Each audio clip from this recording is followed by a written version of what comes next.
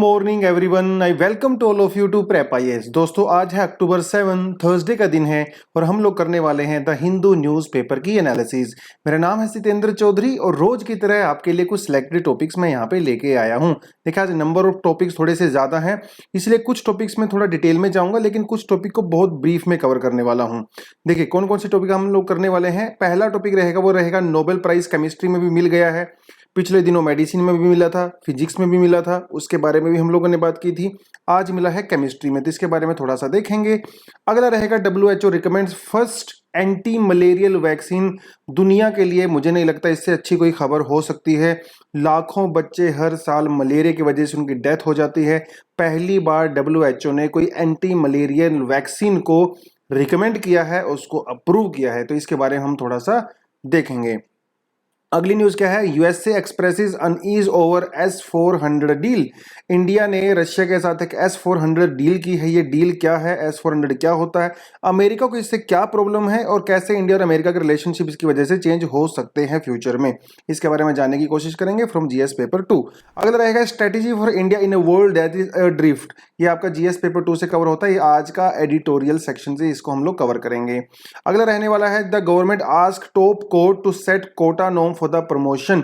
देखिए, आप जब किसी जॉब को लेने जाते हो या किसी कॉलेज में एडमिशन लेते हो या जॉब स्पेशली जॉब की बात की गई है, तो वहां पे SC ST और मतलब SC ST रिजर्वेशन वहां पे है, OBC रिजर्वेशन भी है, लेकिन प्रमोशन की यहाँ पे हम लोग बात कर रहे हैं कि क्या प्रमोशन के भी अंदर इस तरह का कोटा है, अगर नहीं है तो क्या है, थोड़ा इसके बारे में बात करेंगे। आपका जीएस पेपर 2 से इसको हम लोग कवर करेंगे। अगला रहेगा no word on the parliamentary panel. ये पार्लियामेंट्री पैनल क्या होता है, कमेटी क्या होती है, स्टैंडिंग कमेटी क्या होती है, एडहॉक कमेटी क्या होती है, इसके अंदर कौन कौन से कॉन्स्टिट्यूशनल प्रोविजंस हैं उसको देखेंगे। हालांकि आपके लक्ष्मीकांत में भी पूरा डिटेल में दिया हुआ है इसके बारे में, आप वहां से भी पढ़ सकते हो। कुछ एडिशनल टॉपिक के बारे में भी आज मैं आपको थोड़ा सा ब्रीफली यहाँ पे बताने की कोशिश करूंगा। चलिए स्टार्ट करते हैं, सीधा काम की बात करते हैं। पहली न्यूज क्या है, वो है हमारे नोबेल प्राइज से। तो देखिए, यूपीएससी तो अभी दो दिन के बाद है ना, तो यूपीएससी में तो क्वेश्चन आएगा नहीं। उसके अलावा कोई और आप एग्जाम देते हो, स्टेट पीसीएस का या कोई और एग्जाम देते हो, वहाँ के लिए क्वेश्चन आपका रेलेवेंट हो जाता है। 2 दिन से हम लोग नोबेल के बारे में पढ़ रहे हैं, तो नोबेल कहाँ से स्टार्ट हुआ, कैसे स्टार्ट हुआ, इंडिया के बारे में भी थोड़ी सी वो फैक्चुअल इन्फॉर्मेशन आपको हम लोगों ने कल या परसों आपको दे दिया था। आज हम ज़्यादा डिटेलिंग में नहीं जाएंगे, लेकिन किसको मिला है एक बार थोड़ा देख लेते हैं। देखिए, पिक्चर यहाँ पे दी हुई है, ये जर्मनी के, इनका नाम है बेंजामिन लिस्ट और दूसरे हैं डेविस मैकमिलन, ये यूएसए से हैं। ये आपको पता होना चाहिए, ये कहाँ से हैं, जर्मनी से, और ये कहाँ से हैं, यूएसए से। चलिए अब देखिए, इन्होंने क्या डिस्कवरी किया है, केमिस्ट्री में इनको मिला है। डिस्कवरी इन्होंने की है, इन्होंने एक ऐसी टूल बनाया जिसे कहा जाता है ऑर्गेनो कैटलिस्ट। देखिए, 2 वर्ड से मिलकर बना है, ऑर्गन और कैटलिस्ट। ऑर्गन मतलब ऑर्गेनिक, कैटलिस्ट मतलब कैटलिस्ट। कैटलिस्ट वो होता है जो किसी प्रोसेस को या तो फास्ट कर सकता है या स्लो कर सकता है, उसे कैटलिस्ट कहते हैं। ठीक है, एक नॉर्मल सी इंग्लिश का टर्म है, लेकिन ज्यादातर इसको केमिकल उसमें यूज किया जाता है। पहले क्या होता था, पहले जब जैसे मान लो कोई केमिकल रिएक्शन होती है ना, उसको फास्ट करने के लिए, स्लो करने के लिए उसमें एक्सटर्नल एक तीसरी चीज डाल देते हैं जिसे कैटलिस्ट बोलते हैं। अब ये कैटलिस्ट उस रिएक्शन का डायरेक्ट पार्ट नहीं होता है, ये सिर्फ उसको स्लो और फास्ट करता है। पहले क्या होता था, इनसे पहले हम लोग कैटलिस्ट के लिए या तो मेटल का यूज करते थे या फिर एंजाइम्स का यूज करते थे एज अ कैटलिस्ट। इसकी वजह से पोल्यूशन होता था, तो केमिकल रिएक्शन से पोल्यूशन होता था अगर हम लोग एंजाइम और मेटल का यूज करते थे। लेकिन मिस्टर बेंजामिन और मिस्टर मैकमिलन, इन्होंने एक नया तरीका खोजा। उस नए तरीके से हम लोग ऑर्गेनिक मैटर को भी एज अ कैटलिस्ट यूज कर सकते हैं, which was completely free of pollution. तो इससे एक ग्रीन केमिस्ट्री का आई वुड से इन्होंने आविष्कार किया। उसके बाद अभी हम लोग इसको यूज करते हैं तो पोल्यूशन जनरेट नहीं होता है। तो it's a very landmark discovery. आज की डिस्कवरी नहीं है, इसको 2000 में किया गया था, तो 20 साल के बाद इनको रिकॉग्निशन मिला है। तो वो सारी सिचुएशन है यहाँ पे। ठीक है, तो रिसर्चर्स ने क्या किया, एसिमेट्रिक ऑर्गेनो कैटलिसिस इसको बोला जाता है, जो इन्होंने प्रोसेस को डिस्कवर किया था। ये केमिकल रिएक्शन होता है और ऑर्गेनिक कैटलिस्ट का वो सारा का मैंने आपको बता दिया। इस जिसके अंदर क्या क्या होता है, इसके अंदर कार्बन होता है, हाइड्रोजन होता है, सल्फर होता है और दूसरे नॉन मेटल एलिमेंट्स होते हैं, यानी कि पोल्यूशन का चांसेस काफी कम होते हैं। ठीक है, तो थोड़ा सा ये आपको यहाँ पे बताना था। उसके अलावा कौन सी कमिटी इसको इशू करती है, कहाँ इशू होता है, कितना प्राइस इसको मिलता है, वो सारी चीजें आपको मैंने कल या परसों वाले क्लासेस में बता दिया था। ठीक है, चलिए आगे क्या कहते हैं, no word on the parliamentary panel. अब ये पार्लियामेंट्री कमेटी क्या होता है, पैनल क्या होता है, ये आपको ऑलरेडी लक्ष्मीकांत में अच्छे से पढ़ चुके हो। देखिए हमारी पार्लियामेंट तो सिर्फ लिमिटेड पीरियड के लिए ही बैठती है ना पार्लियामेंट में, जो एमपीज होते हैं हमारे, लेकिन साल का इतना बड़ा देश है, इतनी ज्यादा कॉम्प्लेक्स प्रोसीजर है, अब काम तो साल भर होता है। तो वो काम साल भर कौन, पर्दे के पीछे वो साल भर काम होता है। पर्दे के सामने तो आपको ठीक है, आपको मॉनसून सेशन हो गया, विंटर सेशन हो गया, बजट सेशन हो गया, पर्दे के पीछे भैया 12 महीने काम होता रहता है ना। जो भी बिल इंट्रोड्यूस किए जाते हैं उनके ऊपर डिस्कशन होता है, डिबेट होता है, उनकी स्क्रूटिनी की जाती है, उसके अंदर सजेशंस दिए जाते हैं, एक्सपर्ट कमिटीज होती हैं, पर्दे के पीछे वो पूरा काम होता है। क्यों, और तो इसके लिए हम लोगों ने क्या किया, एक पार्लियामेंट्री हम लोग कमेटी बनाते हैं। क्यों बनाते हैं, ताकि आपका समय बचे। ये तो समय बचाने के लिए करते हैं और रेगुलर तरीके से एक्टिविटी हो सके, और इसको इफेक्टिवली कंट्रोल के लिए भी यूज करते हैं। क्यों, देखिए टाइम सेविंग होता है, स्मूथ प्रोसेस होती है, वो दो आप चीजों को सब पता है कि क्यों हम लोग पार्लियामेंट्री कमेटी को बनाते हैं। देखिए पार्लियामेंट्री जो कमेटी होती है ना, इसमें सरकार के मेंबर ऑफ पार्लियामेंट भी होते हैं, अपोजिशन के भी होते हैं। अब आप एक चीज समझो, जब अपोजिशन के मेंबर भी इसके अंदर होंगे तो क्या वो सरकार के काम को कंट्रोल नहीं कर सकते, क्या उसको रेगुलेट नहीं कर सकते। इसीलिए अगर एग्जाम में क्वेश्चन आ जाए, पार्लियामेंट्री कमेटी भी एक मेथड होता है एग्जीक्यूटिव को कंट्रोल करने का, उनको रेगुलेट करने का। जैसे एडजर्नमेंट मोशंस होते हैं, नो कॉन्फिडेंस मोशन होता है, ये भी एक तरह से होता है। हालांकि इसका कोई बहुत ही इफेक्टिव रोल नहीं है, बट थ्योरी में तो ये होता है। ठीक है, तो इफेक्टिव कंट्रोल के लिए इसका करते हैं। इसका ओरिजिन कहां से हुआ, क्योंकि हमारा पूरा पार्लियामेंट्री सिस्टम ही ब्रिटेन से लिया गया है, इसलिए इसका भी ओरिजिन ब्रिटेन से हुआ। कौन कौन से आर्टिकल हैं, आर्टिकल है 105 एंड 118, ये आपको याद रखना है। ठीक है, ये दो आर्टिकल आपको याद रखने, एग्जाम में पूछ सकता है। अब देखिए क्या होता है, नेचर के हिसाब से और वर्किंग के हिसाब से हमारे यहाँ पे दो तरह की पार्लियामेंट्री कमेटी होती हैं। एक होती है स्टैंडिंग कमेटी, एक होती है ad hoc committee. Standing committee जो होती है ना, इनका परमानेंट नेचर होता है, ये कभी भी डिसॉल्व नहीं होती हैं एज सच। तो इनको सरकार टाइम टू टाइम इनको नॉमिनेट करती है, तो चलती रहती हैं। ठीक है, रेगुलर कमेटी भी आप इनको बोल सकते हो। इसमें कुछ कमेटी ऐसी होती हैं जिसमें लोकसभा के मेंबर होते हैं, कुछ ऐसी होती है जिसमें लोक सिर्फ राज्यसभा के होते हैं, कुछ कमेटी ऐसी होती है जिसमें लोकसभा राज्यसभा दोनों के मेंबर होते हैं, है ना। अलग अलग चीजें होती हैं। किसी के चेयरपर्सन जो है वो स्पीकर भी होते हैं। वो सारी की सारी चीजें आप लक्ष्मीकांत में आपने पढ़ी लिया होगा। कहने का मतलब ये है, इनको बोलते हैं स्टैंडिंग कमेटी। हमारी कंट्री में 19 तरह की स्टैंडिंग पार्लियामेंट्री कमेटी हैं, और 24 हमारे पास डिपार्टमेंटली रिलेटेड स्टैंडिंग कमेटी भी हैं। जैसे स्टैंडिंग कमेटी की, मगर पार्लियामेंट्री कमेटी की बात करो, जैसे फाइनेंस कमेटी होती है ना, जैसे आपका पब्लिक अकाउंट कमेटी होती है। डिपार्टमेंटली स्टैंडिंग कमेटी अलग अलग, जैसे रेलवे के लिए अलग से होती है, सब डिपार्टमेंट के लिए अलग अलग से होती है, राइट। तो एक तो आपको ये पता है। अब ये परमानेंट होती हैं, परमानेंट होती है। जैसे सरकार कोई बिल पास कर, जैसे मान लो इंट्रोड्यूस किया, लोकसभा में कोई बिल इंट्रोड्यूस किया जाता है, तो वो बिल स्टैंडिंग कमेटी के पास जाता है।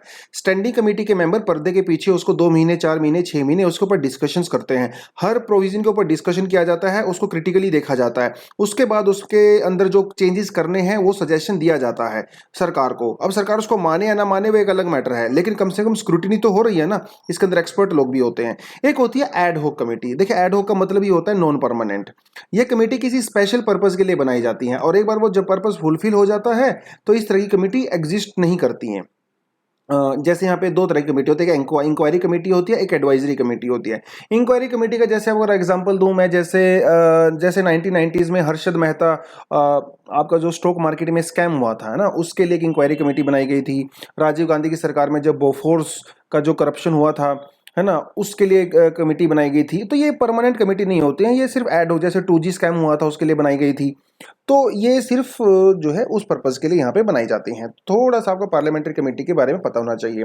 अब ये न्यूज में क्यों है, देखिए न्यूज में क्यों है ये आपको पता। न्यूज में इसलिए है क्योंकि सरकार पार्लियामेंट्री कमिटीज को जो है सेटअप नहीं कर रही है, उसके लिए डिले कर रही है। देखिए अभी सितंबर 12 को उनका कार्यकाल यानी कि उनका पीरियड खत्म हो गया था। देखिए सितंबर, अभी अक्टूबर चल रहा है, लगभग 1 महीना हो गया है, लेकिन 1 महीने से सरकार ने कोई भी पार्लियामेंट्री कमेटी को कॉन्स्टिट्यूट नहीं किया है। That is a problem, that is a problem. यहाँ पे एग्जांपल दिया गया है कि 2004-14 में और 2009 में जो पार्लियामेंट्री कमेटी बनाई गई थी वो बिल्कुल समय पे बनाई गई थी। इवन जो भी बिल पास किए गए थे सरकार ने, जो इंट्रोड्यूस किए थे, पहले वाली लोकसभा की बात कर रहे हैं, यूपीए की सरकार की बात कर रहे हैं, 60% से लेकर 71% बिल स्टैंडिंग कमेटी को ट्रांसफर किए गए थे फॉर द स्क्रूटनी। लेकिन नई सरकार में सिर्फ और सिर्फ 25% और 11% बिल को ही स्टैंडिंग कमेटी को भेजा गया है। इससे क्या दिखता है? इससे ये दिखता है कि जो नई सरकार है वो पार्लियामेंट्री स्टैंडिंग कमेटीज में एक्चुअली बिलीव ही नहीं करती है, क्योंकि पार्लियामेंट्री स्टैंडिंग कमेटी के अंदर अपोजिशन के लोग भी होते हैं। खैर, हम लोग पॉलिटिकली इसके बारे में डिस्कस नहीं करेंगे, क्या है क्या नहीं है वो एक अलग मैटर हो जाता है, लेकिन पार्लियामेंट्री कमेटीज के बारे में आपको बेसिक इन्फॉर्मेशन पता होना चाहिए फ्रॉम योर एग्जाम्स परस्पेक्टिव। ठीक है, चलिए आगे क्या कहते हैं। अगली न्यूज कहती है government ask top court to set quota norms for the promotion. देखिए, ये जो प्रमोशन वाला मुद्दा है ना, ये इंडिया में थोड़ा सा ट्रिकी है। हाँ, जहां तक जॉब में अपॉइंटमेंट की बात आती है उसमें कोई प्रॉब्लम नहीं है, लेकिन जब प्रमोशन की बात आती है, देखिए SC ST अगर आपके पास कोटा है तो आपको आप जॉब की एंट्री जब आप लेते हो एंट्री लेवल पे तो आपके लिए कोटा होता है। लेकिन क्या वो कोटा प्रमोशन के लिए भी होता है? फ्यूचर में जब आप एक ही जॉब के अंदर होते हो तो क्या कैटेगरी के बेसिस पे प्रमोशन भी दिया जाता है? इसके बारे में यहाँ पे आर्टिकल दिया हुआ है। देखिए, डेफिनेटली हमारे यहाँ पे प्रमोशन दिया जाता है SC ST कैटेगरी को प्रमोशन में, उसमें कोई डाउट नहीं है। तो उसी को लेकर आर्टिकल है। क्या कहा गया? सरकार ने अभी कुछ आंकड़े पेश किए हैं सुप्रीम कोर्ट में, और सरकार ने कहा है कि जो ग्रुप A, B और C कैटेगरी है 19 मिनिस्ट्री में, उनमें 15.31% जो है वो SC कैटेगरी से लोग आते हैं और 6.18% जो है वो ST कैटेगरी से आते हैं। इसका मतलब इनका यहाँ अगर देखो, इनको देखने में क्या लग रहा है कि इनका रिप्रेजेंटेशन ठीक ठाक है, देखने में तो यही लग रहा है। लेकिन अगर आप इसको थोड़ा सा डीप में जाओगे ना, आपको ये पता लगेगा। देखिए, जो ग्रुप A की नौकरी है, ग्रुप A की नौकरी में SC और ST का रिप्रेजेंटेशन काफी कम है। ग्रुप B में और ग्रुप C में थोड़ा ठीक ठाक है, क्योंकि ग्रुप A की जो पोस्ट होती है ना, भी ये हाईली टॉप पोस्ट होती हैं। ओवरऑल आप देखें तो ठीक ठाक नजर आता है, लेकिन जब आप अच्छी पोस्ट की बात करते हो ना, तो SC और ST कैटेगरी की परसेंटेज अभी भी वहां पे बहुत कम है। अगर आप इंडियन कॉन्स्टिट्यूशन की बात करो, इंडियन कॉन्स्टिट्यूशन में जो आर्टिकल 16 है, इसके अंदर जो आर्टिकल 16(4) है और आर्टिकल 16(4)A है, मतलब इसके जो सब क्लोज हैं, वो हमारे यहाँ पे रिजर्वेशन की बात करते हैं और रिजर्वेशन इन प्रमोशन की बात भी करते हैं। देखिए, आपके लिए मैं ये लेके आया हूं, तो सारा काम आपकी बिहाफ पे हम ही लोग कर लेते हैं। देखिए, आर्टिकल 16(4) क्या कहता है? आर्टिकल 16(4) बैकवर्ड क्लास को और जो एडिक्वेटली रिप्रेजेंटेड नहीं है उनके लिए रिजर्वेशन की बात करता है। अब आप यहाँ पे एक चीज ध्यान से देखो, आर्टिकल 16(4) रिजर्वेशन की बात तो करता है, लेकिन किसके लिए? सिर्फ और सिर्फ बैकवर्ड क्लास के लिए, और जो उनकी रिप्रेजेंटेशन ठीक ठाक नहीं है। क्या ये कहीं पे इकोनॉमिकल वीकनेस होने की बात करता है? बिल्कुल भी नहीं। यहां पे जो बैकवर्ड का मतलब आना है वो है एजुकेशनली और सोशली। इकोनॉमिकली बैकवर्डनेस के लिए रिजर्वेशन नहीं दिया जाता है। हालांकि सरकार ने अभी EWS को इंट्रोड्यूस किया है, लेकिन कॉन्स्टिट्यूशन में एज सच कहीं पे भी ये मेंशन नहीं है कि इकोनॉमिकली वीकर सेक्शन के लिए आप रिजर्वेशन दोगे, क्योंकि वो उसका पर्पज ही नहीं है। एक तो आपको ये समझ में आना चाहिए। दूसरा 16(4)A क्या कहता है? ये कहता है about reservation in the matter of promotion. ऊपर वाला कहता है ओवरऑल रिजर्वेशन, नीचे वाला कहता है reservation in matter of promotion. और इसको बहुत बाद में इंट्रोड्यूस किया गया था, मेरे ख्याल से 77th कॉन्स्टिट्यूशनल अमेंडमेंट एक्ट 1995 में, आई गेस। थोड़ा सा इसको कंफर्म कर लेना, ठीक है? इसको कब इंट्रोड्यूस किया गया था वो आप थोड़ा सा देख लेना। खैर, तो ये पूरे का पूरा मामला है। अब सुप्रीम कोर्ट ने इस मैटर में अलग अलग केस की बात कही है।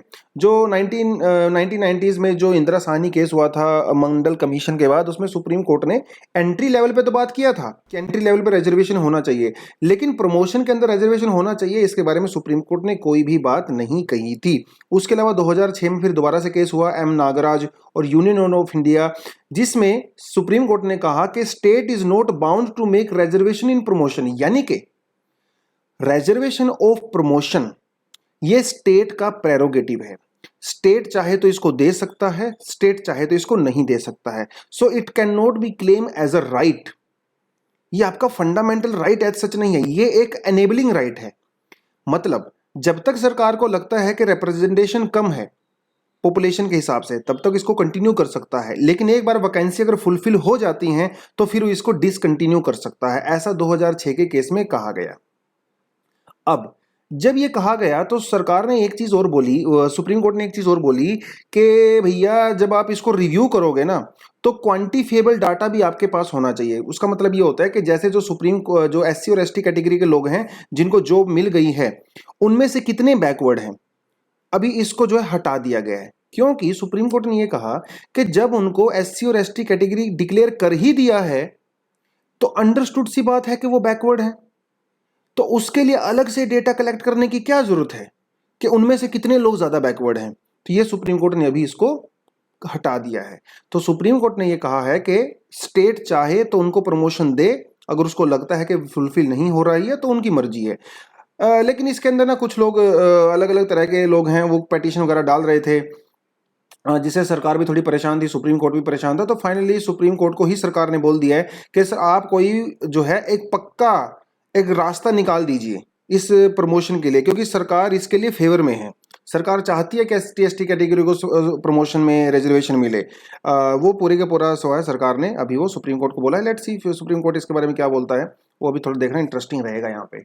एनीवेज आगे क्या कहते हैं, आगे कहते हैं WHO recommends first anti malarial vaccine. Anti malarial vaccine. अब ये मलेरिया जो है ना बहुत ही खतरनाक बीमारी है भैया। दुनिया में लगभग 2,60,000, ये तो मैं सिर्फ सहारन अफ्रीका की बात कर रहा हूँ।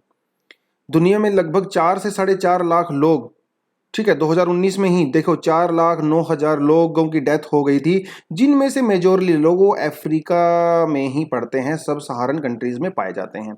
तो इतने ज़्यादा लोगों की डेथ हो जाती है, स्पेशली बच्चे, तो इसलिए खतरनाक तो है।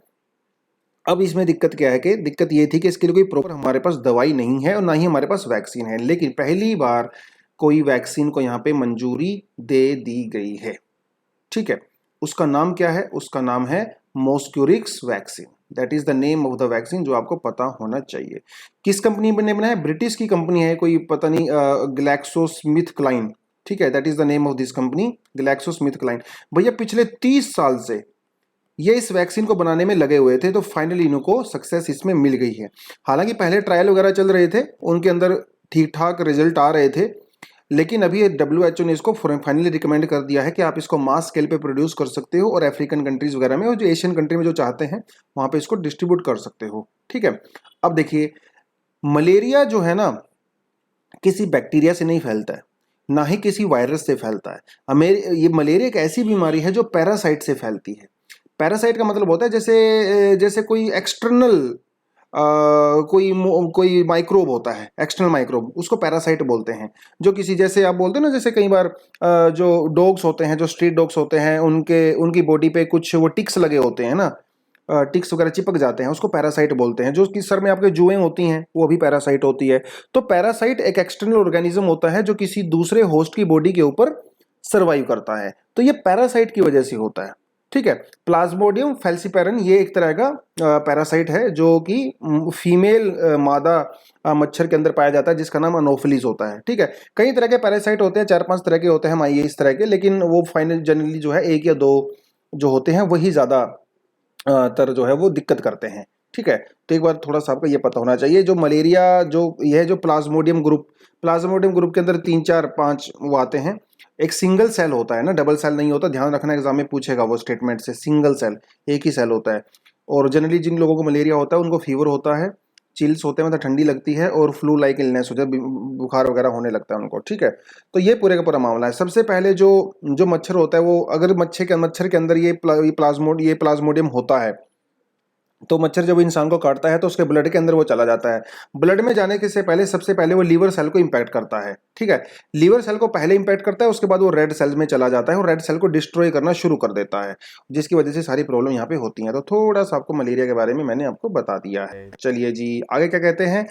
आगे देखिए, इंडिया और रशिया के रिलेशनशिप आप सबको पता है हिस्टोरिकली बहुत अच्छे हैं। हालांकि हमारा नॉर्मल ट्रेड बहुत ज़्यादा नहीं है, लेकिन जब हम लोग बात करते हैं डिफेंस की बात करते हैं तो बहुत ही ज़्यादा है। अप टू 1990s इंडिया का लगभग 80 से 90% जो डिफेंस इक्विपमेंट होते थे वो पूरे के पूरे USSR के ऊपर डिपेंड होते थे। बाद में रशिया के ऊपर डिपेंड हो गए हम लोग। लेकिन 2015 के बाद से, जब से मोदी जी की सरकार आई है, हमारी डिपेंडेंस रशिया के ऊपर काफ़ी कम हो गई है। तो कहाँ हम लोग 80% करते थे, अभी ये अराउंड 60% है हमारी डिपेंडेंस। तो कम हो गई है। इसका मतलब हम लोग वेस्टर्न कंट्री के साथ भी अभी डील करना शुरू कर दिया है, लेकिन रशिया से रिलेशन अभी भी हमारे छूटे नहीं हैं। देखिए हाँ, इंडिया और यूएसए और यूरोपियन कंट्रीज वो एक साथ आ रहे हैं, इसमें किसी तरह का डाउट नहीं है, लेकिन अभी भी रशिया के साथ हमारा डिफेंस रिलेशनशिप है। अभी जो है वो S-400, ये क्या है, एक डिफेंस सिस्टम है, सरफेस टू एयर मिसाइल, एक डिफेंस सिस्टम है जो हम लोग रशिया से इंपोर्ट करना चाहते हैं। अब यूएसए और रशिया के बीच में तो आपस में दिक्कत है ही, तो यूएसए कभी भी नहीं चाहता कि S-400 इंडिया को मिले। आज के समय में S-400 सिस्टम को टर्की यूज कर रहा है और चाइना यूज कर रहा है, आउटसाइड रशिया, टर्की और चाइना। इंडिया ने भी जो है $5-6 बिलियन का ऑर्डर दिया हुआ है। तो ये पूरे का पूरा मामला उसी में है कि X-400 को लेके बिल्कुल भी खुश नहीं है अमेरिका। क्यों खुश नहीं है? क्योंकि अमेरिका को ऐसा लगा था कि इंडिया S-400 यूज करेगा तो हो सकता है रशिया को अमेरिकन टेक्नोलॉजी की भी एक्सेस मिल जाए इंडिया के थ्रू, इसलिए वो थोड़ा सा यहाँ पे प्रॉब्लम क्रिएट करता है। अमेरिका के अंदर एक लो होता है जिसे कहते हैं काटसा। काटसा के अंदर ये रूल होता है कि अगर कोई अमेरिकन एडवाइजरीज, मतलब एडवर्सरीज, अमेरिका के जो दुश्मन कंट्री हैं, अगर वो किसी दूसरी कंट्री के साथ टेक्नोलॉजी शेयर करती हैं तो अमेरिका उसके ऊपर सैंक्शंस लगा सकता है। तो S-400 अगर इंडिया के ऊपर आता है तो इस एक्ट के तहत अमेरिका इंडिया के ऊपर सैंक्शंस लगा सकता है। लेकिन कुछ ब्रिटिश जो अमेरिकन लॉ मेकर हैं वो कहते हैं कि नहीं, इंडिया को वेवर मिलना चाहिए। खैर देखते हैं क्या होगा, वेवर मिलता है कि नहीं मिलता है। तो S-400 you very well know, surface to air defence missile है, बहुत एडवांस है, बहुत एडवांस है। कई सारी लेयर होती हैं इसके अंदर डिफेंस करने की। तो ये इतनी सटीक होती है कि 400 किलोमीटर तक भी ये मार कर सकती है और 30 किलोमीटर हवा के ऊपर टारगेट कर सकती है। और ये कोई एक चीज, ऐसा नहीं है कि कोई बाहर से मिसाइल आ रही है तो यहां से सिर्फ एक ही मिसाइल जाएगी, ऐसा नहीं है। अरे भैया 10-12 डिफेंस सिस्टम मिसाइल एक साथ जाती हैं, तो कोई क्वेश्चन ही नहीं उठता है कि वो मिसाइल जो है आपको अटैक कर सके। इतना ज्यादा फुल प्रूफ होता है ये, इतना ज्यादा फुल प्रूफ होता है। नाटो इसको क्या कहता है? नाटो कहता है SA-21 ग्रोवलर। ये नाटो ने इसका नाम दिया हुआ है, रशिया ने इसका नाम S-400 दिया हुआ है। उससे पहले S-200 भी था, S-300 भी था। जो S-200 तो 2007 से इसको रशिया यूज कर रहा है। ये फाइनली इसका बहुत ही ज्यादा एडवांस वर्जन होता है। इसके अंदर रडार होते हैं, डिटेक्शन सेंटर्स होते हैं, एंटी एयरक्राफ्ट मिसाइल्स होती हैं, लॉन्चर्स होते हैं, कमांड एंड कंट्रोल सेंटर्स होते हैं, और ये एकदम फ्लॉलेसली काम करते हैं। तीन तरह की जो है आपको तीन तरह की लेयर दी जाती है। अगर एक लेयर से फेल हो जाता है तो दूसरी लेयर, दूसरी से फेल हो जाता है तो तीसरी लेयर, मतलब बचने का कोई चांस ही नहीं है। इतनी ज़्यादा तो इंडिया चाहता है कि इसको इंडिया को मिले। और देखिए चाइना के पास भी है, इंडिया के पास भी है, पाकिस्तान के पास अभी नहीं है ये, ऑफ कोर्स हो भी नहीं सकती फिलहाल। तो वो उसके बहुत सारे रीजंस हैं। एनीवेज, तो ये पूरे का पूरा आपका S-400 के बारे में थोड़ा सा पता होना चाहिए। चलिए आगे क्या कहता है? आगे कहता है, आज की हम लोग एडिटोरियल में देखेंगे क्या कह रहा है वो। एडिटोरियल ये कह रहा है कि देखो 1990s तक, 1990s तक मतलब 1991 की बात कर सकते हो, जब से यूएसए का डिसइंटीग्रेशन हुआ, यूएसएसआर का, तो दुनिया में दो ही सुपर पावर थी, एक तरफ थी यूएसए और एक तरफ थी यूएसएसआर। उसके बाद यूएसएसआर का डिसइंटीग्रेशन हो गया तो sole power, USA was the sole power in the world. लेकिन बाद में हो गया चाइना का राइज। चाइना के राइज जो होने की वजह से यूएसए की जो रिलेटिव पावर है वो थोड़ी सी कम हो गई इंटरनेशनली। इसमें किसी तरह का कोई डाउट नहीं है, चाहे वो इकोनॉमिकली हो चाहे वो डिफेंस सेक्टर में हो। तो चाइना का जो राइज हुआ है, चाइना का जो राइज हुआ, ये वेस्टर्न कंट्रीज के लिए, अमेरिका के लिए एक खतरे की घंटी है। अब यहाँ पे इंडिया जो है उसका क्या रोल है? देखिए जब यूएसए और यूएसएसआर हुआ करते थे उस समय इंडिया जो है नॉन अलाइनमेंट मूवमेंट का पार्ट हुआ करता था, जिसे नाम कहते हैं। मतलब ना तो भैया हम लोग तुम्हारे ग्रुप का पार्ट है ना तुम्हारे ग्रुप का पार्ट है। तो India used to be like a neutral country. हालांकि इंडिया का रशिया के साथ अच्छे रिलेशन थे, लेकिन ऑफिशियली वी वर न्यूट्रल। तो ये जो अभी समय चेंज हो गया है और जब चाइना एकदम से उभर के आया है, तो क्या इंडिया न्यूट्रल रह सकता है? ये भी एक बहुत बड़ा क्वेश्चन है। और सबसे बड़ी की बात यह है कि चाइना इंडिया का इमीडिएट नेबर है और इंडिया के साथ उसकी ना झगड़ा चलता है। तो इस केस में क्या इंडिया न्यूट्रल रह सकता है? उसके लिए फ्यूचर का एक डॉक्यूमेंट तैयार किया गया है, जिसके बारे में हम लोग यहाँ पे बात करेंगे। देखिए जो शिवशंकर मेनन जी है ना, ये बहुत जाने माने भैया फॉरेनर एक्सपर्ट हैं, विजिटिंग प्रोफेसर भी हैं अशोका यूनिवर्सिटी में, और फॉर्मर नेशनल सिक्योरिटी एडवाइजर भी हैं, NSA रहे हैं फॉरेनर, और फॉरेन सेक्रेटरी भी रहे हैं। तो बहुत ज़्यादा नॉलेज है यार इनको फॉरेन अफेयर्स के बारे में, डिप्लोमेटिक रिलेशंस के बारे में। तो इतना बड़ा आदमी अगर कोई एडिटोरियल लिखता है तो हमारे लिए इंपॉर्टेंट हो ही जाता है, राइट। चलिए क्या कहते हैं, देखिए एक रिसर्च पेपर है, India's path to power strategic in the world adrift, ठीक है, जिसको लॉन्च किया गया है, उसके बारे में ये पूरी बात कही है। इन्होंने कहा है कि दुनिया आज के समय में बाईपोलर वर्ल्ड नहीं है, जैसा कोल्ड वॉर के समय में हुआ करती थी, ना ही मल्टीपोलर वर्ल्ड है। बीच में कहीं है, बाइपोलर भी नहीं है, मल्टीपोलर भी नहीं है। लेकिन आने वाले समय में ऐसा आपको देखने को मिलेगा कि दुनिया में कई जगह पे पावर सेंटर कॉन्सेंट्रेट हो गए हैं। जैसे एक पावर सेंटर अमेरिका में होगा, दूसरा पावर सेंटर रशिया में होगा, एक पावर सेंटर यूरोप में होगा, एक इंडिया में होगा, एक चाइना में होगा। तो आने वाले समय में कई सारे पावर सेंटर यहाँ पे होने वाले हैं। अब देखो, जो वर्ल्ड ऑर्डर पहले से चला आ रहा था, कहीं ना कहीं वो वर्ल्ड ऑर्डर अभी डिस्ट्रॉय होता नजर आ रहा है। कई ऐसे एग्जाम्पल हैं, जैसे कोविड-19 को टैकल करने के लिए अलग अलग कंट्री जो है वो अलग अलग तरीके से काम कर रही हैं। कोई दुनिया में एक ऐसा नजर ही नहीं आ रहा कि हम लोग एक कंसंट्रेटेड एफर्ट ले रहे हैं कोविड-19 के लिए। इससे ये नजर आता है कि जो इंटरनेशनल ऑर्डर है वो कहीं ना कहीं डिस्ट्रॉय होता चला जा रहा है। उसके अलावा क्लाइमेट चेंज, डेवलपिंग कंट्री अपना राग अलाप रही हैं, डेवलप्ड कंट्री जो है अपने अपना गीत गा रही हैं।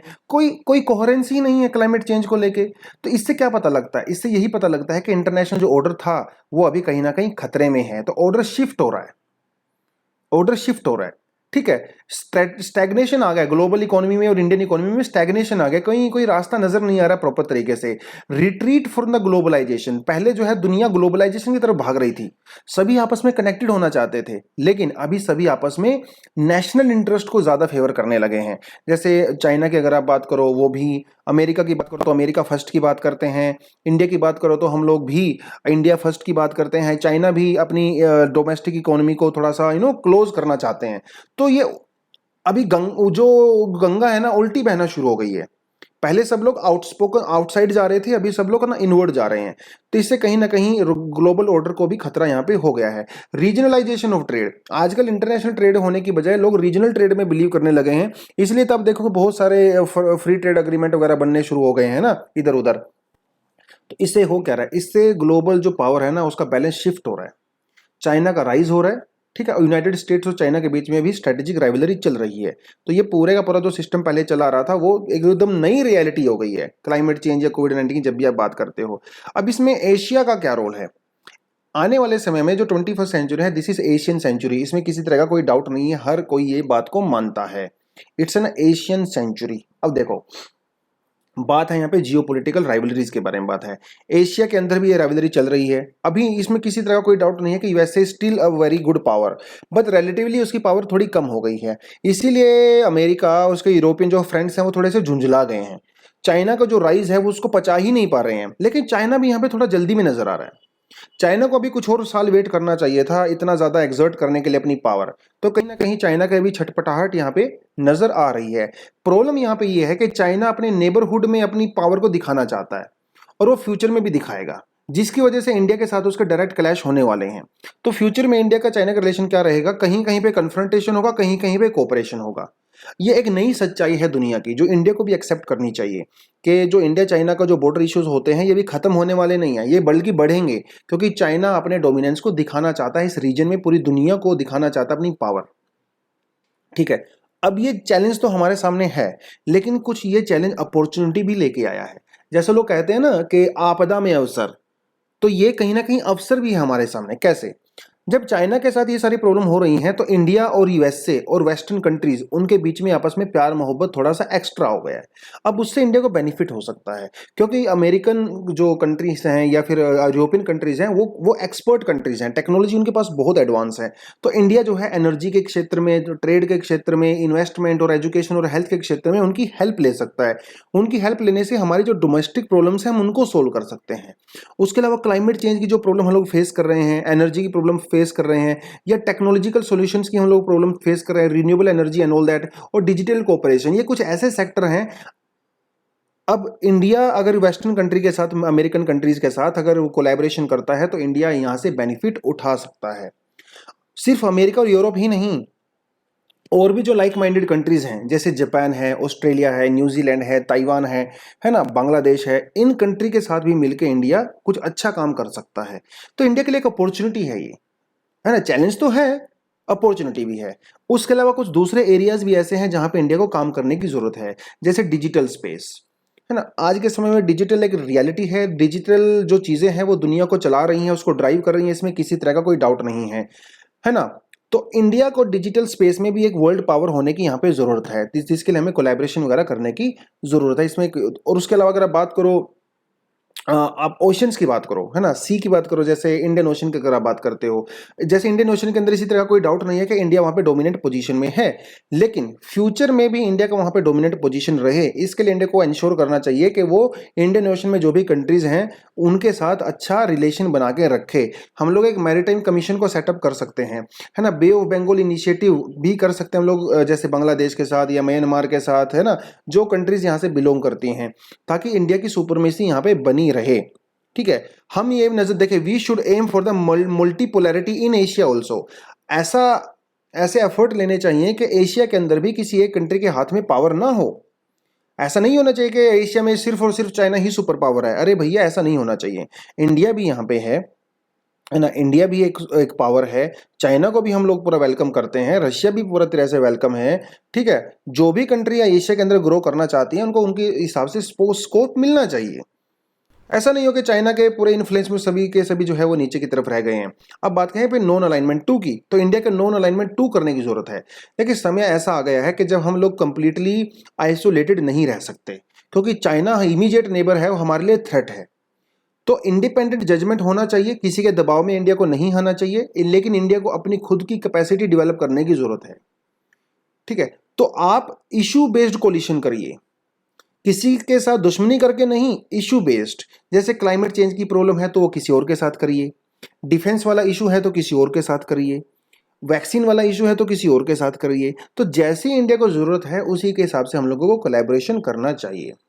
अब यहाँ पे एक जो इन्होंने बात की है वो कही है सार्क के बारे में बात की है ना, south Asian association of the regional cooperation. ठीक है, तो इसके अंदर कौन कौन सी कंट्री हैं वो तो आप मुझे कमेंट सेक्शन में जरा लिख के बता दीजिए। अब ये क्या कहता है कि इंडिया को सार्क को रिवाइव करने की जरूरत है।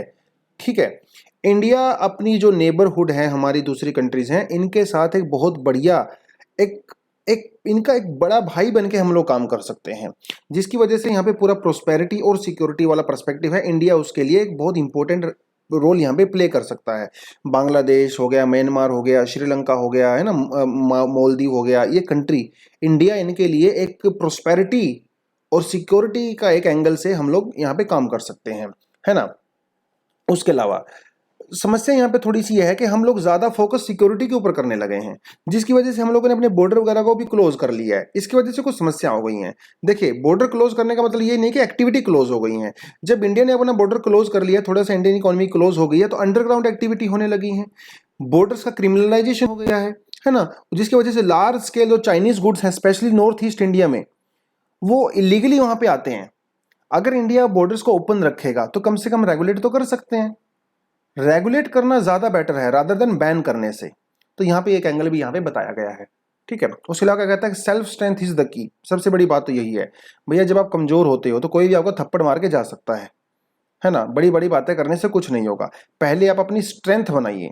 अगर आपके अंदर खुद स्ट्रेंथ होगी ना, तो कोई आपका बाल बांका नहीं कर सकता। इसके अंदर ओवरऑल यही बात कही गई है कि इंडिया की जो इकोनॉमिक पॉलिसी है वो ऐसी होनी चाहिए कि हमारी स्ट्रेटेजिक और हमारी पॉलिटिकल दोनों जरूरतों को फुलफिल कर सके। इंडिया को चाइना को कॉपी नहीं करना चाहिए। चाइना क्या कहता है, चाइना एक तरफ कहता है कि मैं दुनिया की बहुत पुरानी सिविलाइजेशन हूं, दूसरी तरफ चाइना अमेरिका को, यूरोपियन कंट्री को ब्लेम करता है, उनको कहता है कि मैं तो विक्टिम हूं, तुम लोग मेरे से बदला ले रहे हो। इंडिया को चाइना वाले गेम को नहीं खेलना चाहिए। इंडिया को अपनी स्ट्रेंथ को ही पे ही फोकस करना चाहिए। अपनी नेशनल और हिस्टोरिकल आइडेंटिटी है उसको और ज्यादा स्ट्रॉन्ग करने की जरूरत है। तभी जो है इंडिया एक वर्ल्ड पावर, देखिए हम तो वर्ल्ड पावर बनना भी नहीं चाहते हैं। हम तो ये चाहते हैं कि दुनिया में जो भी पावर है वो प्रॉपर तरीके से हो, किसी को नुकसान ना पहुंचे। वर्ल्ड पावर बनना कोई बहुत अच्छी बात नहीं है। वर्ल्ड पावर एक नेगेटिव टर्म है देखा जाए तो। पावर का मतलब ही होता है कि आप किसी और को दबा रहे हो, है ना। तो इंडिया नहीं चाहता, इंडिया ये चाहता है कि दुनिया में किसी एक जगह पे पावर ना हो, कोई भी सबका बॉस ना हो, भैया सभी को ग्रो करने का स्पेस मिले। इंडिया वो चाहता है। अब एडिशनल एडिटोरियल्स भी कुछ हमारे यहाँ पे, तो ये तो चाइना वाला तो इशू चल ही रहा है ना। देखिए, ये है इधर ताइवान, ये है इधर चाइना, तो ये बीच में ताइवान स्टेट है। तो यहाँ वाला जो रीजन है ये पूरा ताइवान का ही एयर स्पेस है। अब ये चाइना वाले क्या करते हैं, अपने जेट्स वगैरह को यहाँ पे ले आते हैं, तो इसका जो एयर स्पेस है उसको इन्फ्रिंज कर देते हैं। ये थोड़ी सी समस्या यहाँ पे है। तो दोनों कंट्री के बीच में आजकल टेंशन बहुत ज़्यादा हो गई है। हालांकि वेस्टर्न कंट्रीज ताइवान को सपोर्ट कर रही हैं, लेकिन ताइवान को रिकॉग्नाइज नहीं करते हैं ना। ये थोड़ी सी समस्या यहाँ पे है। तो देखिए, बात ऐसी है ना एक बात मैं अगर आपको बताऊं, ये जो वर्ल्ड लीडर्स होते हैं ना बहुत सारे, जो थोड़े से ऑथोरिटेरियन टाइप के होते हैं, इनके अंदर एक टेंडेंसी होती है, जब भी डोमेस्टिकली कोई प्रॉब्लम होती है ना तो लोगों का ध्यान हटाने के लिए ये एक्सटर्नल प्रॉब्लम क्रिएट करते हैं। जब भी इंटरनल प्रॉपर जो पॉपुलैरिटी है कम होने लगती है। चाइना के साथ भी ऐसा ही है। चाइना के अंदर जी जिनपिंग की पॉपुलैरिटी दिन पर दिन बहुत कम होती चली जा रही है। तो वो क्या करते हैं, लोगों का ध्यान हटाने के लिए एक्सटर्नल इशू क्रिएट करते हैं, कभी ताइवान के साथ, कभी इंडिया के साथ, जिससे लोगों का ध्यान वहां हट जाता है और उनकी पॉपुलैरिटी दोबारा से इंक्रीज हो जाती है। ऐसा टेक्निक ही बहुत बहुत कंट्रीज में इस तरह की टेक्निक जो किया जाता है। इंडिया में भी देखा गया है कई बार पास्ट में एग्जाम्पल, कि जब इंडिया में डोमेस्टिक प्रॉब्लम होती है तो पॉलिटिशियंस जानबूझ के एक्सटर्नल क्राइसिस क्रिएट कर देते हैं और सारा ध्यान वहां पे चला जाता है ना। ये कोई नई टेक्निक नहीं है, बहुत पुरानी टेक्निक्स हैं। खैर, आगे वाली न्यूज क्या कहती है कि ट्रेड, ये एडिशनल ही है, आपको खुद ही पढ़ना पड़ेगा, थोड़ा सा इंट्रोडक्शन आपको दे देता हूं। ट्रेड मल्टीलेटरलिज्म एट रिस्क, ये डब्ल्यूटीओ की बात की गई है। डब्ल्यूटीओ को 1995 में एस्टेब्लिश किया गया था। किस लिए किया गया था? ताकि दुनिया में ग्लोबलाइजेशन को प्रमोट किया जा सके, उसके लिए किया गया था। हालांकि डब्ल्यूटीओ के लिए अंदर जो सबसे बड़ा मेन प्लेयर था वो था यूएसए, लेकिन अभी आपको पता है कि प्रेजेंटली दुनिया ग्लोबलाइजेशन से थोड़ा सा पीछे हट रही है, तो यूएसए ने भी एक्चुअली डब्ल्यूटीओ में इंटरेस्ट लेना बंद कर दिया है।